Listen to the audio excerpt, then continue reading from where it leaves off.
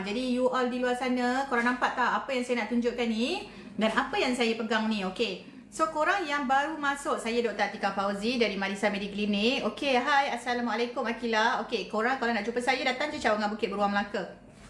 So you all, cuba korang tengok di luar sana. Cuba tengok di belakang saya ni. Cuba korang tengok, saya nak tunjukkan apa yang korang nampak. Okay, so you all nampak tak yang saya pegang? Siapa yang tak pernah tahu kan yang ni, this one adalah TVS scan. Kalau korang yang tak pernah tahu, yang baru masuk, yang ada masalah PCOS, korang kena tahu benda ni. Okay, kenapa? Sebab korang yang TTC ada masalah PCOS yang dah berkahwin, korang kena tahu this one adalah TVS scan.